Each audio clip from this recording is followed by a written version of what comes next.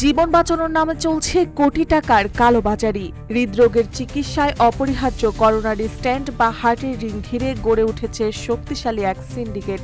সরকার দাম কমালেও অসাধু ব্যবসায়ী ও কিছু চিকিৎসক মিলে তৈরি করেছে এমন এক বাণিজ্য চক্র, যেখানে রোগীর জীবন নয়, অগ্রাধিকার পাচ্ছে টাকা।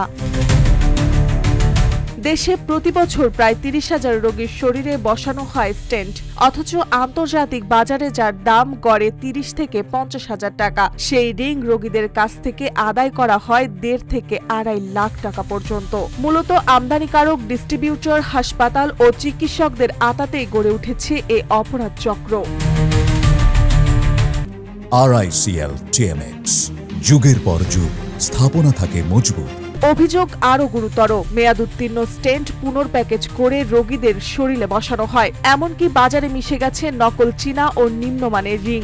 একবার নয়, বারবার এই সিন্ডিকেটের বিরুদ্ধে প্রমাণ মিললেও কার্যকর কোনো ব্যবস্থা নেওয়া হয়নি। সরকার সম্প্রতি ৩ প্রতিষ্ঠানের ১০ ধরনের স্টেন্টের দাম সর্বোচ্চ ৫০,০০০ টাকা পর্যন্ত কমিয়েছে।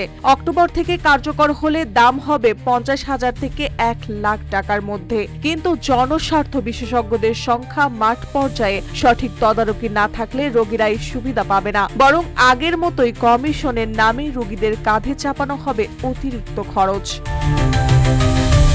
জাতীয় হৃদরোগ ইনস্টিটিউট ও বড় হাসপাতালগুলো দাবি করছে তারা সরকার নির্ধারিত দামে স্টেন্ট বিক্রি করে, কিন্তু রোগীদের অভিযোগ তাদের হাতে দেওয়া হয় না ইনভয়েস বা ইউনিক আইডেন্টিফিকেশন নাম্বার। ফলে দামের গোপন খেলায় জিম্মি হয়ে পড়ছে সাধারণ মানুষ।